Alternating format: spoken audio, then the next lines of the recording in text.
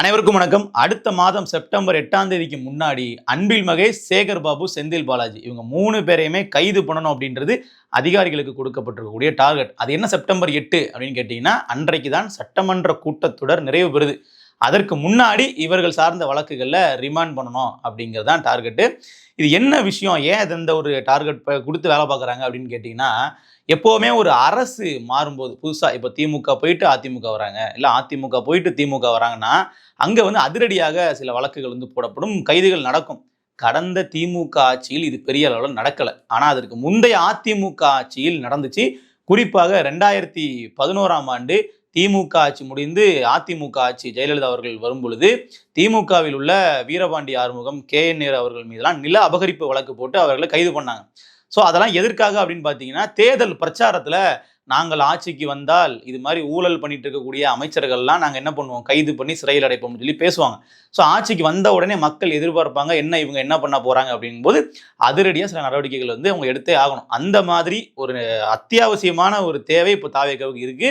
கண்டிப்பாக இதை பண்ணியே ஆகணும். அப்போதான் இப்போ இன்றைய முதலமைச்சர், அன்றைய தாவேக்கா தலைவர் விஜய் அவர்கள் பிரச்சாரத்துல எல்லாம் பேசும்போது ஊழல் சக்தி திமுக, தீய சக்தி திமுக அப்படின்லாம் பேசினாங்க இல்லையா? அப்போ அந்த தீய சக்திக்கு எதிராக இன்னைக்கு நீங்கள் அதிகாரத்தில் வந்ததுக்கு அப்புறம் என்ன பண்ணியிருக்கீங்க அப்படின்னு ஒரு கேள்வி இயல்பாக வரும். ஸோ கிட்டத்தட்ட ஒரு 3 மாதங்களை கடந்துருச்சு. அப்படிங்கும்போது இதுக்கும் மேலே அவர்கள் இந்த மாதிரியான நடவடிக்கைகளை டிலே பண்ணாங்க அப்படின்னா பெரிய சிக்கலாக போயிடும். ஏன்னா செந்தில் பாலாஜி அவர்கள் தரப்புலையும் நீதிமன்றத்தில் அவர்களுக்கு ஜாமீன் கொடுக்கப்படுது. அவர் ரொம்ப சுதந்திரமாக வெளியே தான் இருக்கிறாரு. ஏவாவேலு அவர்கள்லாம் சட்டமன்றத்தில் அப்படி கொஞ்சம் குழாவுறாரு. சொல்லப்போனால் ஏவாவேலு விஷயத்தில் திமுகவினரே ரொம்ப கோபத்தில் இருக்கிறாங்க. இவர் சட்டமன்றத்தில் நிதியமைச்சர் மரிய வில்சன் அவர்களை என்னோட அண்ணன் மாப்பிள்ள தாங்க அவரு அப்படிங்கிற மாதிரிலாம் பேசுறது, அப்படி தாவேக்க அமைச்சர்கள் கூட இவர் அப்படியே கொஞ்சம் குழாவுறதெல்லாம் திமுக தலைமையே விரும்புறதில்லை.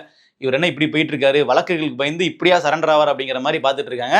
ஸோ இந்த பக்கம் அதே மாதிரி சேகர் பாபு அவர்கள் மேலேயும் வழக்கு நிலுவையில் இருக்கு. அன்பில் மகேஷ் அவர்கள் மேல ஒரு வசமான வழக்கு இருக்கு.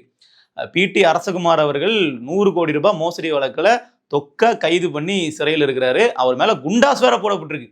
இப்போ கிட்டத்தட்ட ஒரு பல வாக்குமூலங்களை கொடுத்துருக்காரு காவல்துறையில. அதெல்லாம் வச்சு நேரடியாக அன்பில் மகேஷை கைது பண்ண முடியும். ஸோ அன்பில் மகேஷுக்கும் உதயநிதிக்கும் திமுகக்குள்ளேயே ஒரு மோதல் போக்கு இருக்கு. இவர் ஓரம் கட்டப்படுறாரு அப்படிங்கிறதெல்லாம் ஒரு செய்தி. இப்போ அந்த அன்பில் மகேஷ் அவர்களை தூக்குறது தாவேக்காவுக்கு ரொம்ப சுலபம். ஏன்னா பார்த்தீங்கன்னா அவர் மேலே எக்கச்சக்கமான குற்றச்சாட்டுகள், அதற்கான ஆதாரங்களோட இப்போ அவர் மாட்டிருக்கிறாரு. ஏன்னா PT அரசகுமார் அப்படிங்கிறவர் கடந்த திமுக ஆட்சியில் திமுகலையும் பொறுப்பில் இருந்தார். திமுகவில் செய்தி தொடர்பு துணைத் தலைவராக இருந்திருக்காரு. அதே மாதிரி தனியார் பள்ளிகள் சங்கத்தினுடைய தலைவராக இருந்திருக்கிறார். அவர் கூடவே இருந்த பெற்றோர் ஆசிரியர் கழகத்தினுடைய துணைத் தலைவர் முத்துக்குமாருடைய பேரும் இந்த வழக்கில் அடிபடுது. ஸோ இவர்கள் 2 பேரும் வாயை திறந்தாங்கன்னா அமைச்சர் அன்பில் மகேஷ் அவர்கள் மாட்டுவார் அப்படிங்கிற யாருக்குமே தெரியும். ஸோ காவல்துறை இப்போ விசாரணை தொடங்கி இவர்கிட்ட இருந்து வாக்குமூலங்களையும் வாங்கியிருக்கிறாங்க. அதனால அன்பில் மகேஷ் அவர்கள் எப்போது வேண்டுமானாலும் கைது செய்யப்படலாம் அப்படின்ற இடத்துல இருக்கிறார். அடுத்ததா சேகர் பாபு. சேகர் பாபு அவர்கள் பற்றி சொல்ல வேணாம். இந்து சமய அறநிலைத்துறையை சார்ந்த சொத்துக்கள், அந்த சொத்துக்கள்லேருந்து கிடைக்கக்கூடிய வருவாய், இதில் யாரெல்லாம் முறைகேடுகள் பண்ணியிருக்காங்க அப்படிங்கிறது வழக்கு தனி. அதை தாண்டி அவர் CMDAக்கும் கடந்த ஆட்சியில் அமைச்சராக இருந்திருக்கிறார். அதாவது சென்னையில் நீங்கள் எங்கெல்லாம் ஒரு ப்ராப்பர்ட்டி வாங்கி அதுக்கு அப்ரூவல் கேட்டாலும் சரி, ஒரு பிளான் அப்ரூவல் கேட்டாலும் சரி, அதற்கு சேகர் பாபு அவர்கள் டேபிள் தான் அந்த ஃபைல் போகும். ஏன்னா CMDAன்றது அவ்வளோ பெரிய ஒரு அரசினுடைய ஒரு அங்கம்னு நம்ம சொல்லலாம். ஸோ இன்றைக்கி ஒரு அப்ரூவல் வாங்குறதுக்கு ஒரு ஸ்கொயர் ஃபீட்டுக்கு இவ்வளோ அப்படிங்கிற மாதிரி கமிஷன் கடந்த ஆட்சியில் ரொம்ப சுலபமாக போயிட்டு இருந்துச்சு. ஸோ இந்த ஆட்சியில் அது எவ்வளோ வாங்குறாங்க என்ற பொறுத்து இருந்தால் பார்க்கணும். பட் கடந்த ஆட்சியில் அது பண்ணாங்கன்றது எல்லாருக்குமே தெரியும்.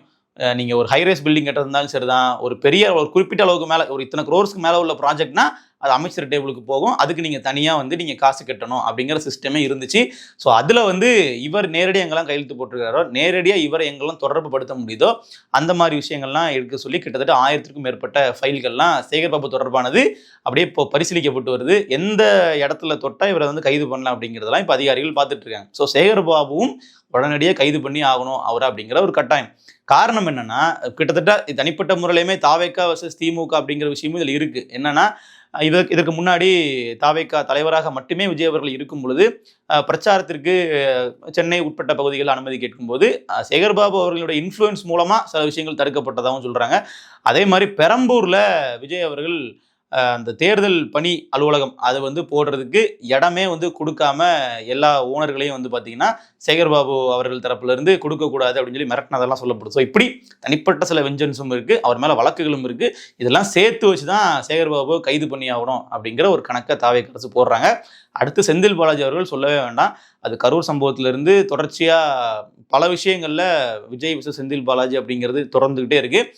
அதே மாதிரி அவர் மேல உள்ள வழக்குகளும் கடந்த திமுக ஆட்சியிலிருந்தே பல வழக்குகள் அவர் மேல நிலுவையில் இருக்கு.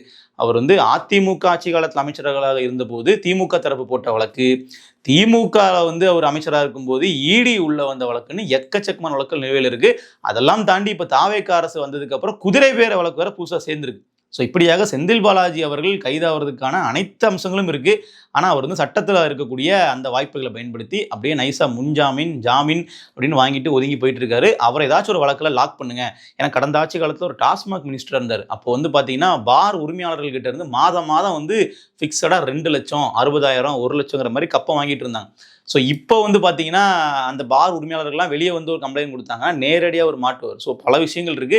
அண்ட் பல பார் உரிமையாளர்கள் பணம் கொடுத்து அதுக்கான லைசன்ஸ் வந்து கிடைக்காம ரினியூவல் பண்ண முடியாமல் இருக்கிறாங்க.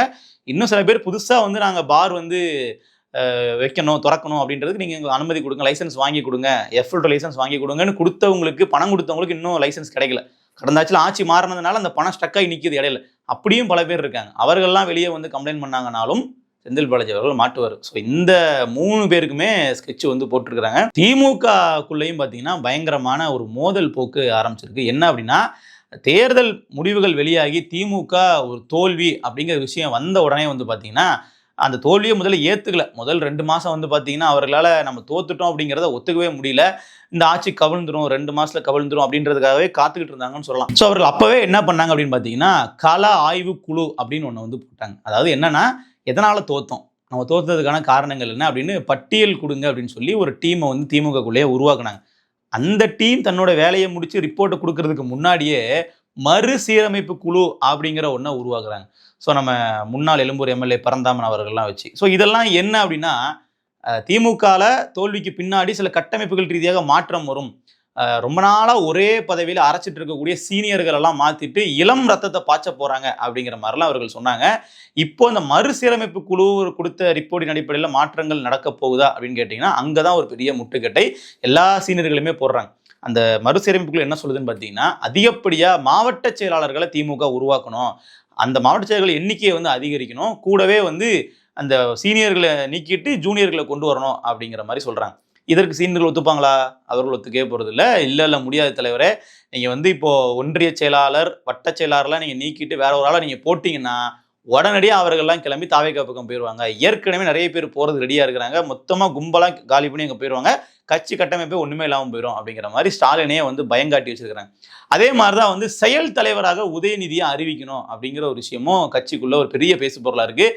செயல் தலைவராக உதயநிதியை அறிவிக்கணும் அப்படின்னா அப்போ ஸ்டாலின் அவர்கள் செயல்படாத தலைவரா அப்படிங்கிற மாதிரி சீனியர்கள் போயிட்டு ஸ்டாலின் கிட்டே போட்டு கொடுக்குறாங்க. அப்போ நீங்கள் செயல்பட்டுட்டு தான் இருக்கீங்க, நீங்கள் ஆக்டிவாக தான் இருக்கீங்க, நீங்கள் நல்லா இருக்கும்போதே எதற்காக உதயநிதிக்கு செயல் தலைவர் பதவி அப்படிங்கிற ஒரு கேள்வியை கேட்குறாங்க. ஸோ சட்டமன்றத்தில் உதயநிதி ஸ்டாலின் எதிர்க்கட்சி தலைவர் ஆகிட்டாரு, ஆனால் கட்சிக்கு நீங்கள் தலைவராக இருங்க, உதயநிதிக்கு அந்த பவரை கொடுக்காதீங்க அப்படிங்கிற ஒரு போக்கும் சீனியர்கள் தரப்புலேருந்து ஸ்டாலின் கிட்ட வைக்கப்படுது. ஸோ இதனாலேயே உதயநிதி தரப்பு வெர்சஸ் ஸ்டாலின் தரப்பு அப்படிங்கிற மாதிரி கட்சிக்குள்ள ஒரு மோதல் போக்கு போகுது. சரி, இப்போ இதெல்லாம் தாண்டி மறுசீரமைப்பு பண்ணுவாங்களா மாட்டாங்களா அப்படின்னு பார்த்தீங்கன்னா, இப்போ வரைக்கும் அதற்கான எந்த அசைவுகளுமே இல்லை. கட்சியை வந்து மறுகட்டமைப்பு பண்ணி கனிமொழிக்கு பவர் கொடுக்க போறாங்க, கனிமொழி உள்ள வர போறாங்க, சபரீசன் கனிமொழி உதயநிதிலாம் சேர்ந்து வேலை பார்க்க போறாங்க, ஈகோவெல்லாம் தள்ளி வச்சுக்கிட்டு தாவேக்காக்கு எதிராக ஒன்னா நின்று போராட போறாங்க அப்படிங்கிற மாதிரிலாம் பல விஷயங்கள் பேசிட்டு இருந்தாங்க. ஆனால் அது எதுவுமே இல்லை. இதில் இன்னொரு விஷயமா, உதயநிதி அவர்கள் கைதான உடனே வந்து பார்த்தீங்கன்னா திமுக தொண்டர்கள் அப்படியே குதூகலம் ஆயிட்டாங்க, அவர்கள்லாம் புது உற்சாகம் அடைஞ்சு அப்படியே வேலை பார்க்க ஆரம்பிச்சிட்டாங்கலாம் சொல்லிட்டு இருந்தாங்க. ஆனால் அதுவும் உண்மையா அப்படின்னு பார்த்தீங்கன்னா பெரிய அளவில் இல்லை. அன்னைக்கு ஒரு நாள் மட்டும்தான் ஆக்டிவாக இருந்தாங்க, அதுக்கப்புறம் மறுபடியும் சைலண்ட் மோடுக்கு போயிட்டாங்க.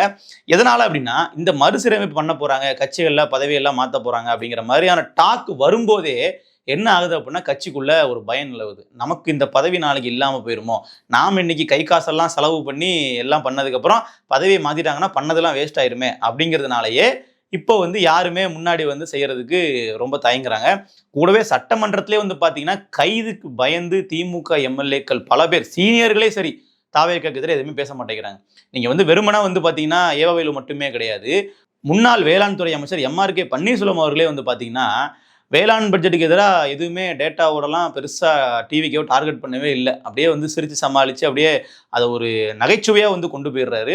அதே மாதிரி விஜயை வந்து சட்டமன்றத்தில் நாங்கள் எலும்பை உடைப்போம் அப்படின்னு சொல்லி பேசின எம்எல்ஏ மார்க்கண்டேயன் அவர்களும் வந்து பார்த்தீங்கன்னா சட்டமன்றத்தில் வந்து அன்னைக்கு நான் ஏதோ ஒரு ஆர்வத்தில் பேசிட்டேங்கய்யா, அந்த மாதிரிலாம் இல்லைங்கய்யா அப்படிங்கிற மாதிரி சாஃப்டாக வந்து போயிட்டாரு. ஸோ ஒட்டு மொத்தமாக திமுக எம்எல்ஏக்களோட டோனே வந்து பார்த்தீங்கன்னா ஒரு சரண்டர் ஆகிற டோனில் தான் இருக்குது. இது உதயநிதி சைடுக்கு பயங்கரமான அப்செட். என்னன்னா என்ன நம்ம வந்து விஜய் எவ்வளோ தீவிரமாக எதிர்க்கிறோம், இதெல்லாம் பண்ணுறோம், சீனியர்கள் வந்து இப்படி டேட்டாவோட பேசி ஆட்சியை வந்து கதிகலங்க வைப்பாங்கன்னு பார்த்தா இப்படி கலகலப்பாக சிரித்து பேசி ஒற்றுமையாக இருக்கிறாங்களே அப்படிங்கிறது அவருக்கு ஒரு பெரிய பிரச்சனை. காரணம் என்ன? தனிப்பட்ட அவர்கள் மேல உள்ள வழக்குகளுக்கான பயம் தான், கைது அச்சம் தான் சொல்லணும், வேற மாற்றுக்கிறதே இல்லை. செந்தில் பாலாஜி அவர்களும் பெருசா வந்து பேட்டி கொடுத்து எதுவுமே அவர் வந்து இப்போ விஜய்க்கு எதிராக எந்த நடவடிக்கையும் எடுக்கிறதே கிடையாது. முழுக்க முழுக்க அந்த ஒரு கைது பயம் அப்படிங்கிற அடிப்படையிலாம் திமுக தரப்பு இருக்கு. இது வந்து மேல மட்டும் இல்லை, கீழ்மட்ட அளவுலையும் வந்து பார்த்தீங்கன்னா இந்த தொகுதி வட்டம் இந்த மாதிரியான பொறுப்பில் உள்ளவங்க கிட்டேயுமே இருக்கு. ஸோ தங்களுடைய பதவியை காப்பாற்றிக்கணும்னு ஒரு பக்கம், அரசு நம்மளை கைது பண்ணிருமோ அப்படிங்கிற இன்னொரு பக்கம் ஒரு பயம். இந்த ரெண்டுத்துக்கும் இடையில தான் திமுக தரப்பினுடைய பயணமே இருக்கு.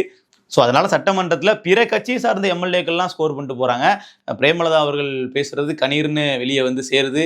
அதே மாதிரி சௌமியா அன்புமணி அவர்கள் பேசுறதெல்லாம் மக்கள்கிட்ட போய் சேருது. ஆனால் திமுகவில் உள்ள சீனியர் எம்எல்ஏக்கள் பேசுறது அப்படிங்கிறது பெரிய அளவில் மக்கள் யாரும் பேசு பொருளாகவே இல்லை. காரணம் வந்து அவர்கள் வேணும்னே இப்படி பேசாமே தவிர்த்துட்டு வந்து போறாங்க. ஸோ திமுக நாங்கள்லாம் எதிர்கட்சியாக வந்தோம்னா எங்கள் ஆட்டம் பயங்கரமாக இருக்கும், திமுக வந்து ஆளுங்கட்சியாக இருக்கும்போது விட எதிர்கட்சியாக இருக்கும்போது தான் வீரியமாக போராடணும்னு சொன்னதெல்லாம் சும்மா ஏதோ கதை கட்டின மாதிரி தான் தெரியுது. ஏன்னா களத்தில் அவர்களோட செயல்பாடுகள் அப்படிங்கிறது மக்கள்கிட்ட பேசு பொருளாகிற அளவுக்கு கூட இல்லை. ஸோ பொறுத்திருந்து பார்ப்போம். செப்டம்பர் 8 சட்டமன்ற கூட்டத்தொடர் முடிவதற்கு முன்னாடி முன்னாள் அமைச்சர்கள் யாரெல்லாம் கைதாகிறாங்கன்னு சொல்லி. நன்றி.